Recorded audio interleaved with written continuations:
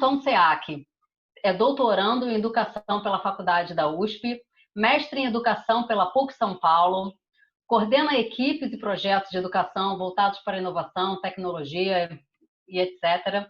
É autor de capítulos de livros sobre game, educação, STEAM, e é uma pessoa maravilhosa de trabalhar. Jean, muito prazer, muito obrigada, é um prazer ter você aqui conosco e o tempo é todo seu. Fica à vontade de começar a sua palestra. Uma coisa importante, esqueci, pessoal, o tema é só porque é uma palavra muito difícil de falar, mas interdisciplinariedade e letramento digital para desenvolvimento de projetos.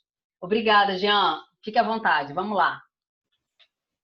Obrigado, Vivian. Obrigado pela apresentação. Obrigado a BioWorld mais uma vez pelo convite, né? Agradecer ao Pedro também, da BioWorld.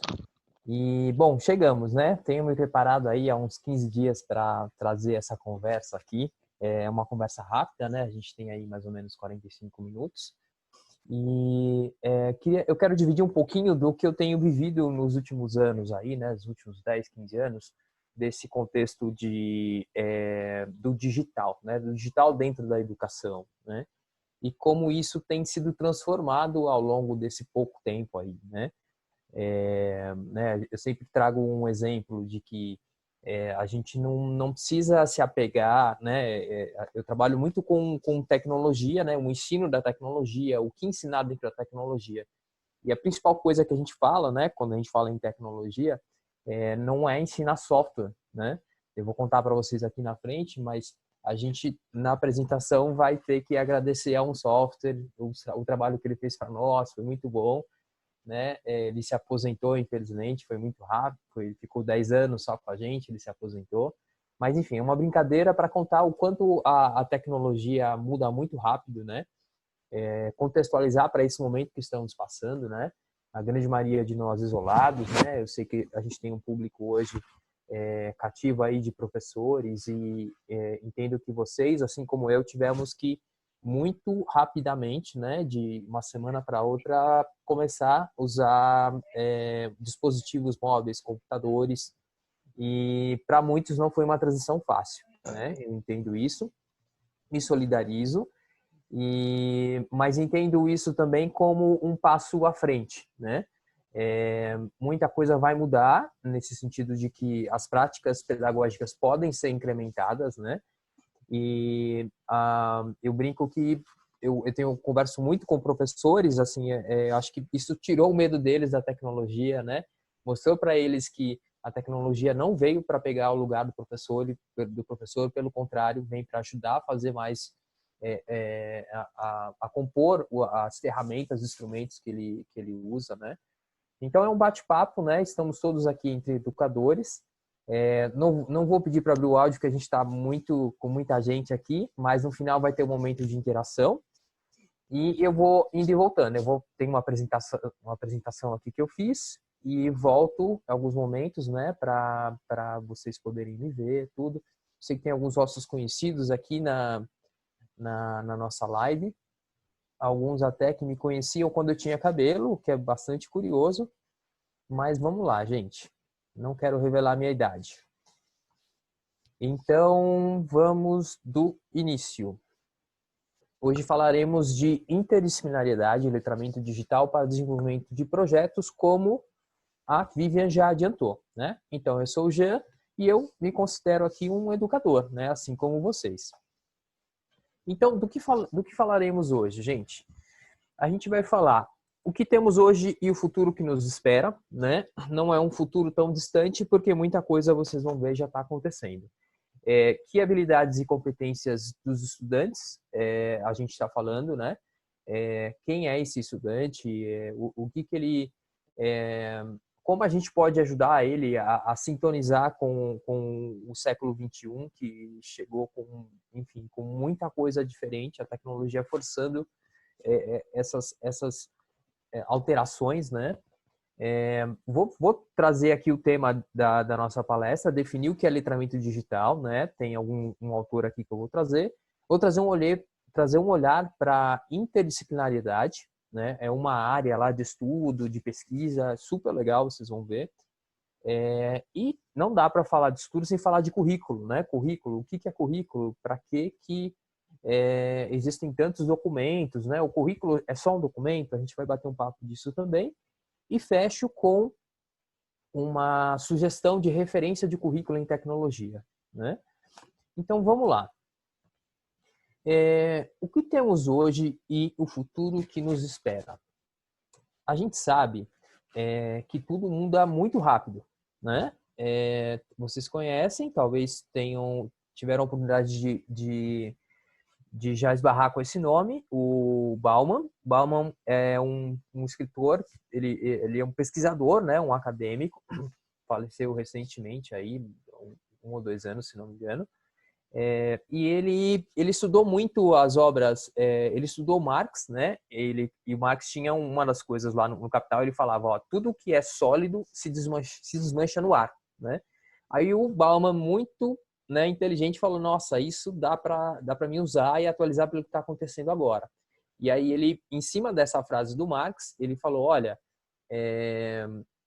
a modernidade, ela tem uma tal maneira de se desenvolver, de acelerar os processos de, entre aspas, evolução da sociedade, da cultura, dos sistemas econômicos, que é muito fluido, né? E ele trouxe essa analogia aí das coisas serem líquidas, né? Onde tudo está em movimento, né? Existe uma imprevisibilidade gigantesca, né? Quando a gente fala principalmente aqui de tecnologia, né? A gente vê características que o Bauman traz, né? Assim, alguns conceitos que ele falou, olha, existe nas novas gerações uma sensação de que eu tenho que estar tudo pronto, né? Tem que estar tudo ali prontinho para me consumir. Daí vem palavras, né? Como experiências no consumo, enfim, de você ter características que são muito claras hoje no que ele chamou de modernidade líquida, né? Tudo quem disse é o Bauman, tá, gente? Eu só estou trazendo aqui para a gente refletir. Mas existe uma condição, né, para essa modernidade líquida acontecer. O que a gente pode ver por 2 olhos, né, gente? A gente pode ser um pouco pessimista, né, e realmente entender, olha, todo mundo tem fatal de compromisso, tem uma fraqueza emocional, é uma maneira de ver, mas a gente pode ver por um outro lado positivo também e falar, olha, não é à toa que hoje a gente está falando em competências socioemocionais, né, de que na escola precisa trabalhar isso, né, muito mais importante, às vezes, do que trazer conteúdos ele ter um aluno saudável psicologicamente, né? Ele estar bem na sala de aula, ele estar bem onde, né? Agora, no contexto de pandemia, isso fica um pouco mais delicado, né? Mas existem enfim, essas tentativas de, olha, entendemos a modernidade líquida e vamos trabalhar para que a gente consiga dar um suporte ao nosso aluno, enfim. É só para a gente contextualizar do que estamos falando, né? Então, Bauman trouxe essa visão aí, modernidade líquida. E aí, a gente começa a puxar já para a tecnologia. Então, vocês devem já ter ouvido falar de robótica, né? Então, o que é robótica? São dispositivos, são máquinas preparadas para estender os braços, né, do ser humano. São máquinas onde, na verdade, a robótica é um grande conceito por trás, que vai trabalhar com sistemas robóticos, e aí tem essas máquinas, tem a programação, que você trabalha com interfaces humano-máquinas, né? Então, é um grande conceito ali da tecnologia, que está no que a gente está chamando hoje de indústria 4.0, já tem gente avançando e falando que tem indústria 5.0. Tem uma outra área da indústria 4.0 que fala dos simuladores, né? Então, é muito devido ao que vinha dos games, né? Então, os games evoluíram muito, os consoles de game, né?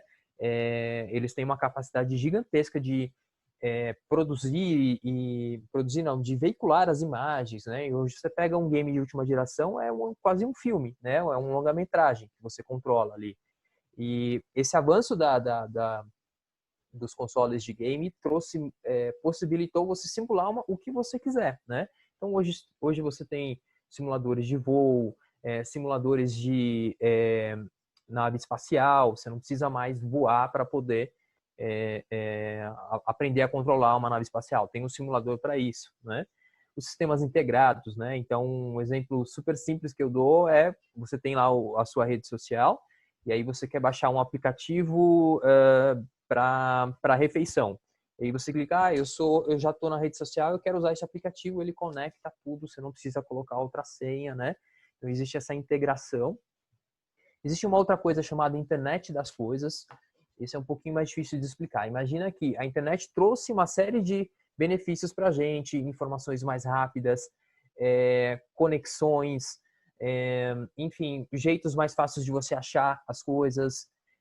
E o que as pessoas têm, os professores, né, quem está à frente da internet das coisas, começam a aplicar isso a outros contextos, né? Então, eu posso ter um sistema onde, pelo meu celular, ele identifica que eu estou chegando na minha casa, e aí ele já pega e liga a cafeteira, porque ele sabe que eu estou chegando em casa e eu quero um café quente quando eu chego lá, né? Então, são sistemas que vão se integrar e isso tem a ver com a conexão na internet, o quanto isso está cada vez mais junto. A segurança cibernética, né, gente? Vira e mexe, vocês ouvem falar, teve um ataque de hacker, né? E super criminalizando os hackers, né? Existem vários tipos de hacker, existem os crackers, que são os mais perigosos, né? Aqueles que realmente são mal intencionados, querem roubar sua senha, querem, enfim, pegar coisas de banco. Mas existem os hackers que têm uma filosofia e, enfim, trabalham para que mantenha conhecimentos, mantenha dados abertos e todo mundo possa consultar, né? A computação em nuvem, né? O que é isso? Imagina que a gente fala hoje em carros autônomos, né?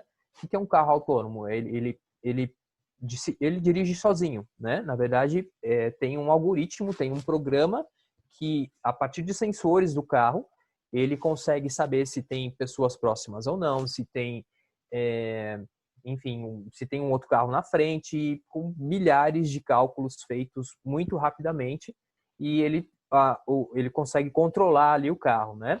Mas aí tem um problema, né? Com essa quantidade de dados que é gerado num carro autônomo, você não tem como armazenar aqueles dados todos, né? Eu fico imaginando assim, se não tivesse a computação em nuvem, por exemplo, eu ia ter o carro autônomo, mas ia ter que ter um caminhão atrás, uma carreta gigantesca atrás, só para guardar os dados, sabe? Isso não existe, né, gente?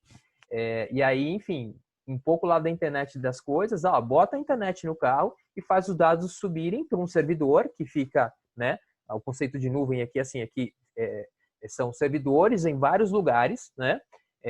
E esses dados vão para esses servidores, são servidores gigantescos que têm alimentação de energia, que nunca vai faltar energia e sempre vai ter mais servidor, eles alimentam lá.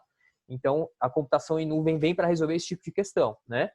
Tem o caso, por exemplo, de satélites hoje em dia que conseguem tirar fotos tão precisas, por exemplo, no trabalho com agricultura, que ele consegue pegar numa folha, saber que tipo de fungo tem naquela folha e, enfim, o que remédio tem que ser dado para aquela plantação para o fungo não destruir tudo que está plantado, né?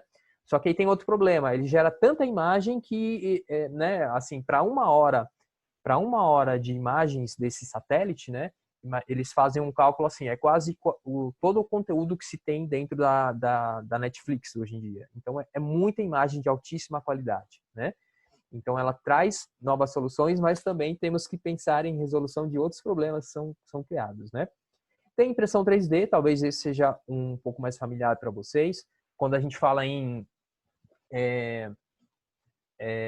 as pessoas hoje elas não, né? Antes, o que eu fazia quando eu era criança? Eu falava, mãe, eu quero um carrinho. Ela ia lá, comprava um carrinho para mim, né? Se eu estivesse me comportando bem, indo bem na escola, né? Não fizesse nenhuma malcriação para ela. Mas hoje em dia não. Hoje em dia, com as impressoras 3D, né? O que é uma impressora 3D? É uma impressora, só que em vez de imprimir no papel, ela derrete um tipo de plástico e esse plástico você dá a forma que você quer. Você modela ela em 3D e você dá a forma que você quer. Então, você pode criar o seu carrinho, você pode criar, enfim, outros tipos de ferramentas que você imaginou e você é super inventivo e você quer fazer.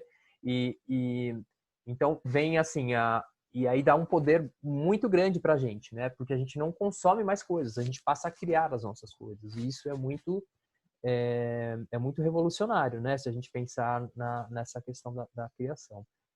E a realidade virtual também é um tema talvez mais familiar, né? Então, principalmente com o uso de óculos, aqueles óculos que você veste, tem vários tipos, né? Tem os mais simples, que você usa colocando o celular dentro de um óculos, que é um suporte. Tem os mais poderosos, que são óculos embarcados, né? Onde você tem uma viseira escura, assim, e aquilo é a imersão muito poderosa, né? A sensação de você estar lá dentro, você passa algum tempo lá dentro e parece que só ficou 10 minutos, né? Então tem esse tipo de realidade.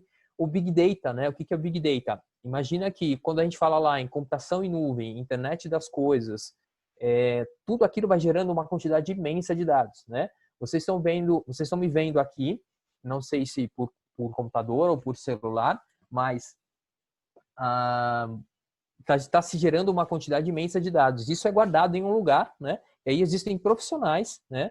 Que cientista de dados é o nome dele. Ele é contratado só para entender a quantidade de dados que tem, a quantidade de dados e o que fazer com aqueles dados. Então, ele tem uma fórmula lá que ele usa, um algoritmo, e fala, olha, agora, dentro dos dados da Bill World, eu quero saber quem está assistindo a live do Jean. Ele consegue, né? Assim, não é tão simples, é complexo, mas ele consegue saber o cenário.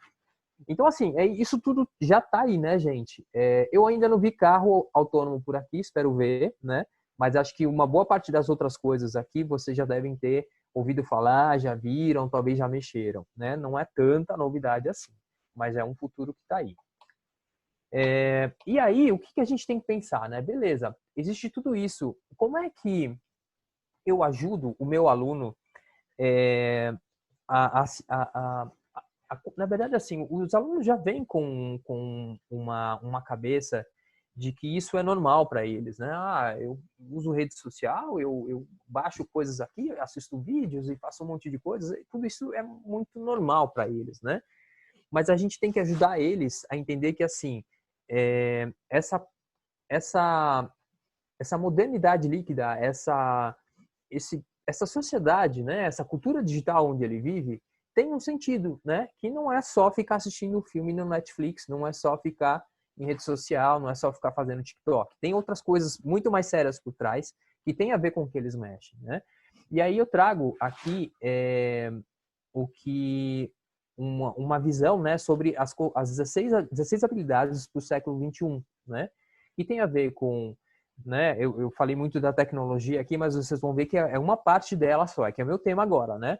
Mas os alunos têm que continuar, né? Aprender a ler e interpretar muito bem, né? A aprender numeração, tem que aprender o pensamento científico, né? O letramento, se fala hoje em letramento científico, né? Que é você ter a cabeça de um cientista, pensar, para ter uma pesquisa, eu preciso ter um problema, eu preciso ter uma temática, eu preciso ter uma hipótese, a hipótese me dá uma justificativa, eu tenho um desenvolvimento, uma conclusão. Isso é um processo, né, é uma riqueza humana, é um conhecimento humano que em tudo que a gente vai fazer na nossa vida tem. É que às vezes a gente não dá tanta atenção, mas tem, né, o letramento científico. O letramento digital, que é o meu tema hoje, financeiro, cívico e cultural, em relação ali quando a gente fala em questões, eu falei a primeira, que são as essenciais, né? Que tá aqui, vocês estão vendo em roxinho. E o que a gente chama das competências críticas, né? Complexas. Tem a ver com pensamento crítico, resolução de problemas, criatividade, comunicação, colaboração, né? Então não adianta nada você ser super, trabalhar muito bem seu conteúdo se você não faz, você não desenvolve no seu aluno a capacidade de ele se questionar e te questionar, né? E se na sua aula, se você entra e fica todo mundo quieto, ninguém pergunta nada, tem alguma coisa estranha, né? Se todo mundo pergunta tudo, também não, talvez não esteja explicando direito. Então tem que ter um meio termo ali, né? Entre o que se questiona e o que existem de dúvidas na aula, né? E o que tem a ver com a personalidade, né? A questão de curiosidade, iniciativa, persistência e resiliência, né? Essa geração que está vindo aí precisa muito trabalhar resiliência e persistência, né? eles se frustram muito rápido, né? Isso é uma consequência da própria tecnologia, né? Tudo que tem aqui é pensado como tem um profissional por trás, né? Que é o designer de experiência, o que a gente chama de UX designer. E aí ele pensa para que tudo seja muito fácil. Nossa, eu vou pedir comida aqui, eu dou 3 toques, já debita no meu cartão, dá 50 minutos, a comida está aqui, né? Se chegou atrasado, eu vou lá e reclamo. Então, assim, a tecnologia trouxe isso, mas individualmente, né? Isso tem que ser trabalhado muito bem e não tem outra pessoa, não tem outro lugar melhor para se fazer isso que não seja a escola, o professor, né? A gente tem uma responsabilidade muito grande.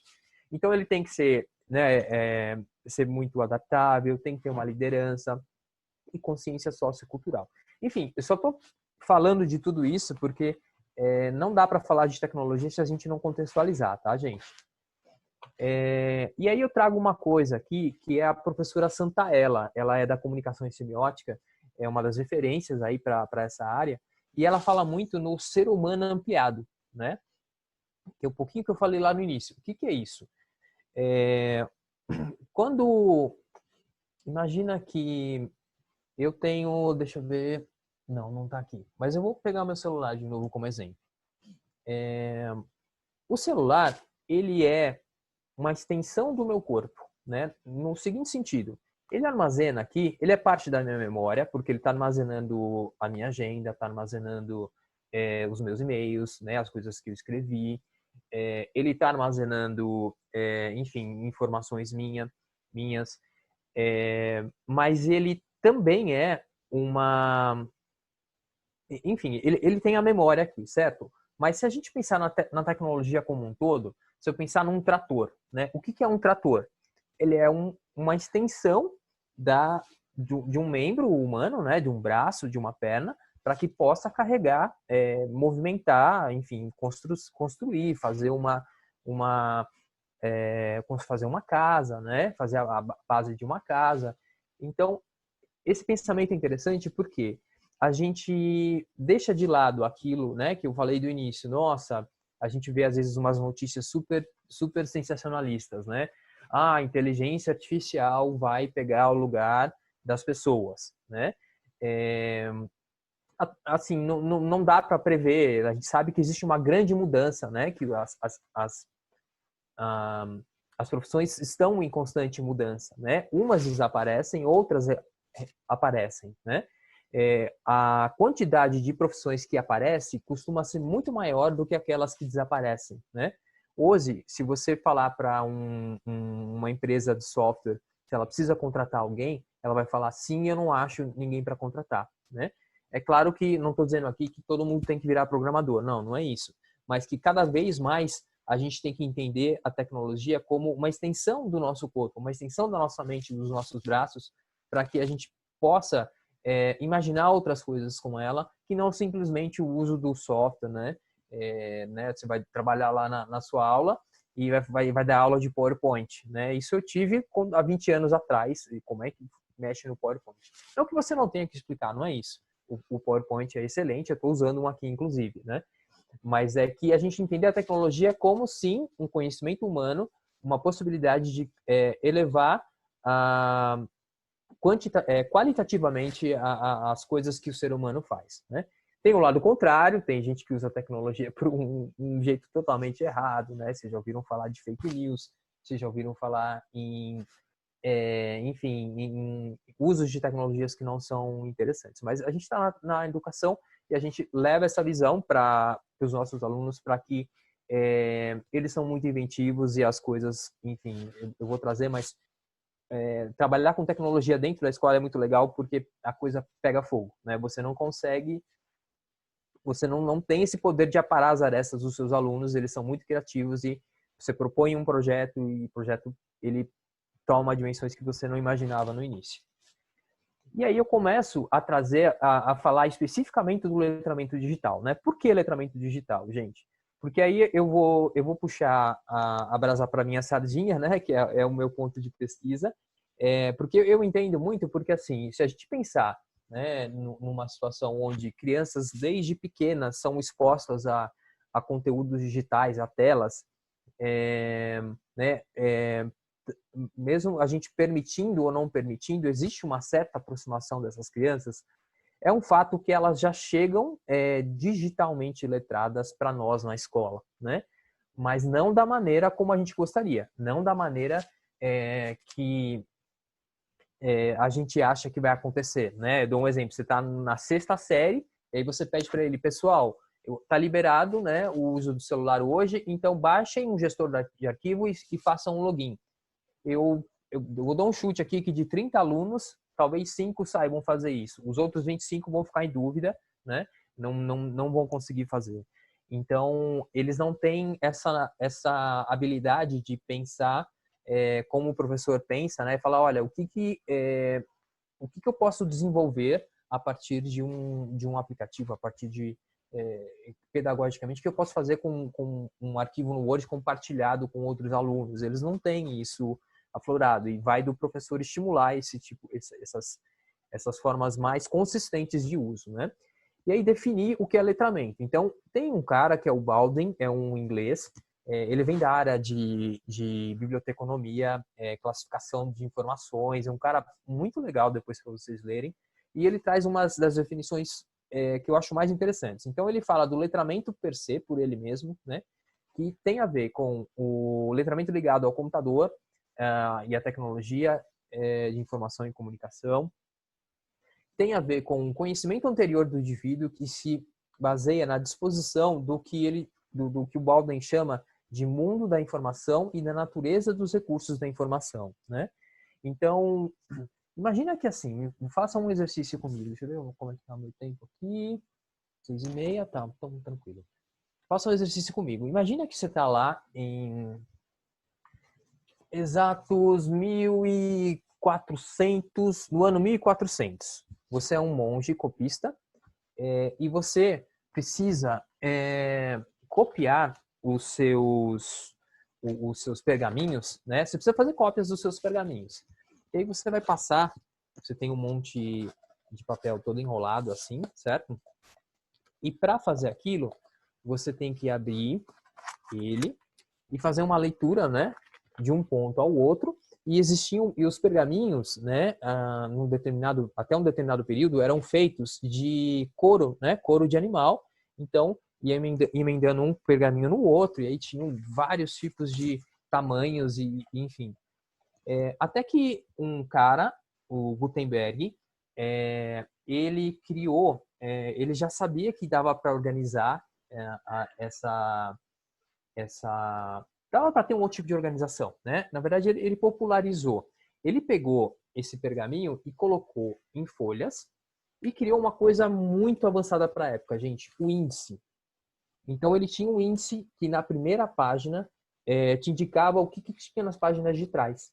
Significava que eu não tinha mais pergaminhos, eu não tinha aquele monte de couro de boi, tudo. Imagina o cheiro que não ficava, né? Lá naqueles monastérios. E você conseguia, sem precisar ler tudo, você tinha informação na capa, na segunda página do livro, falando o que tem lá dentro. E isso era incrível, né? Ainda tem 700 anos isso, mais, e a gente adora, né? Eu tô brincando aqui, mas a gente não consegue ler se você não consultar um índice, né? E aí tem o computador, ele traz um avanço, né? Eu não preciso mais seguir o índice, né? Quem faz leitura digital aqui, por exemplo, você abre um arquivo em PDF, você abre um arquivo de livro digital, e você pode fazer uma leitura corrente, né?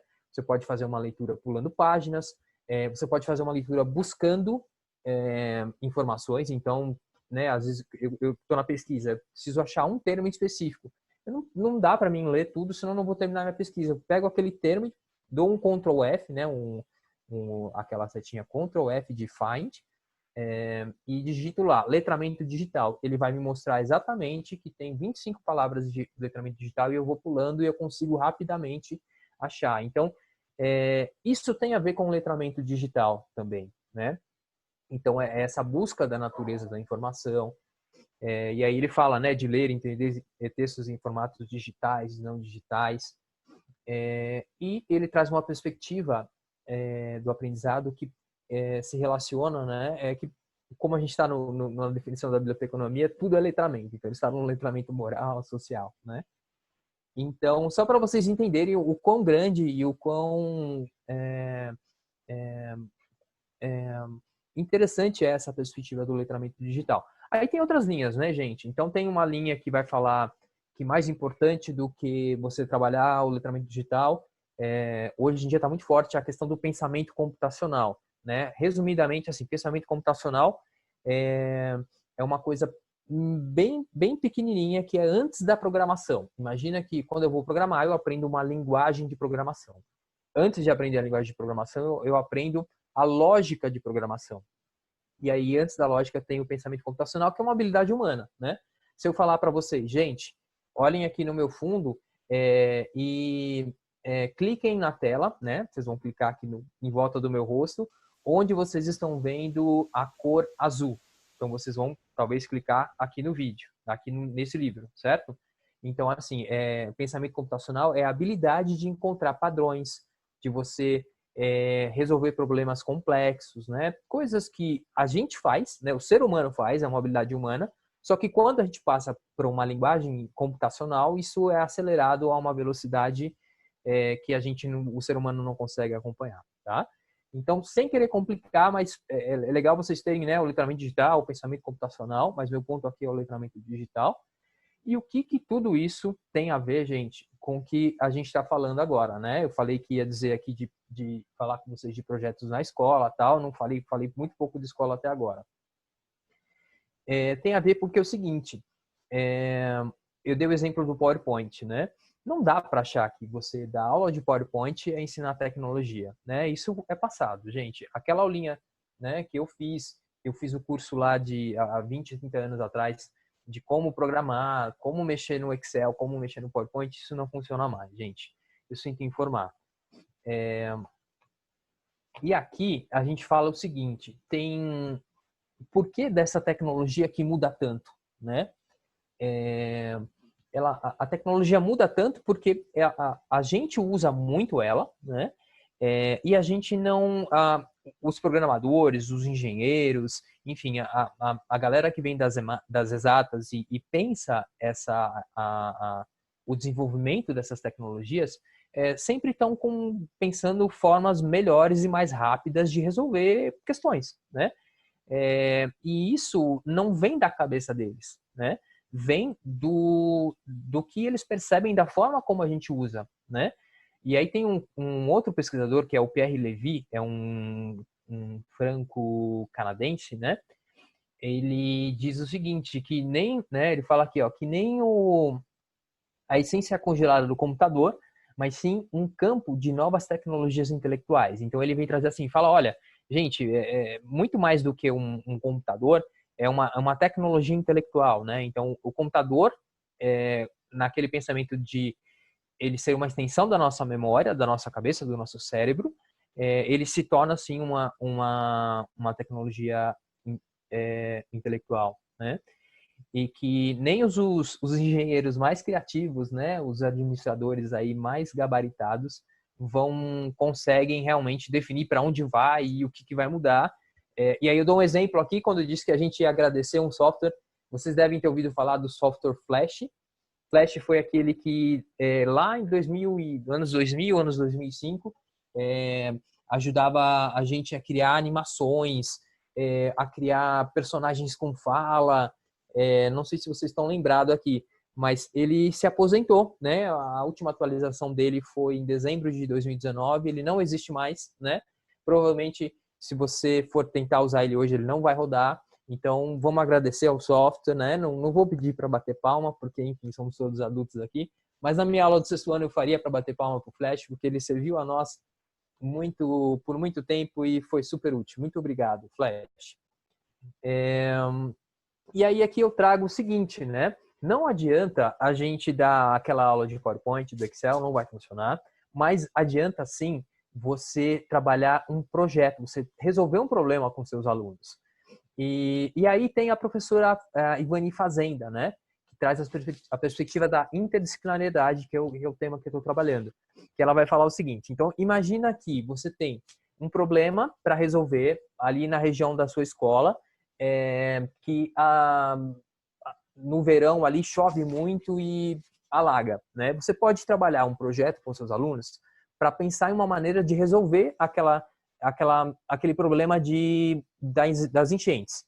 E aí você joga o problema para eles, né? Na verdade, você vai pensar um problema junto com eles, não vai achar que você vai pautar seus alunos, porque não funciona, eles vão desanimar. Então, tem que achar um problema com eles, a partir desse problema, fazer uma questão, né? O que eu vou resolver, e a partir daí deixar conduzir, ajudar eles a resolver esse problema. Então, é enchente, legal. Então, eles podem, na linha de, será que estão jogando lixo na rua e está entupido o banheiro? Será que é uma construção que a prefeitura precisa fazer? Será que é algum cano que quebrou? Eles vão investigar e vão descobrir um monte de coisas, né? Eles podem, que produtos teriam a partir dali, né? Produtos em conta entrega da parte deles. Eles podem gravar um vídeo, eles podem escrever um relatório, eles podem tirar fotos, eles podem entrevistar os pais, entrevistar a comunidade, enfim, tem muitas coisas ali dentro, né? E aí entra numa perspectiva que é o que a Ivani está falando aqui, né? Né? Falando sempre de pesquisa, gente, que isso é a interdisciplinariedade, né?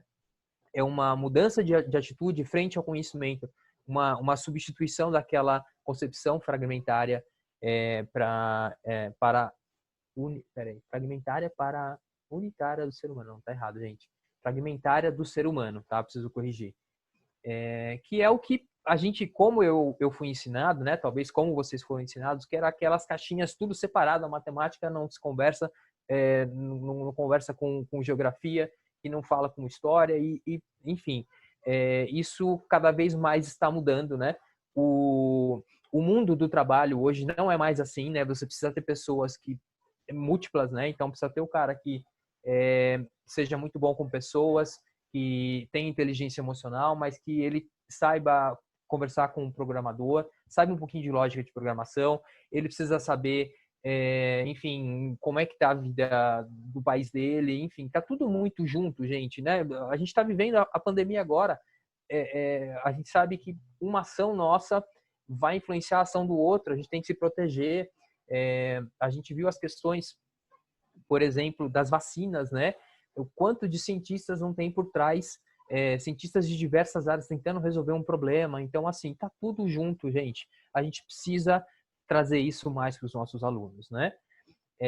E aí, assim, explicando um pouquinho melhor da interdisciplinariedade, a possibilidade de trabalhar diversas formas de colaboração entre áreas distintas, criação de relação qualificada entre as pessoas que estão lá, né? É mais ou menos que assim, já fiz muito projeto assim, a gente lançou numa escola que eu trabalhei um curso de STEM, né? Que é aquele termo dos Science, Technology, Engineering, Arts and Math. Enfim, é ciência, tecnologia, artes e matemática, tudo junto, misturado. E quando a gente faz isso, assim, não dá para achar, eu sou a professora de inglês, eu vou dar mais o meu conteúdo, né? Eu que sou da tecnologia, não. Eu agora vai ser uma aula de tecnologia, eu quero 1 hora para mim. Não esquece, você não vai conseguir trabalhar assim. Você vai ter que trabalhar a partir do problema que você identificar com seus alunos, o que eles estão resolvendo, e aí sim você começa a trazer, gente, nossa, vocês estão lá vendo a enchente, né? Faz um vídeo, faz um stop motion e tira fotos, depois a gente junta num aplicativo de stop motion, vai ser muito legal. Então, é nessa perspectiva, né? E aí é uma mudança nossa.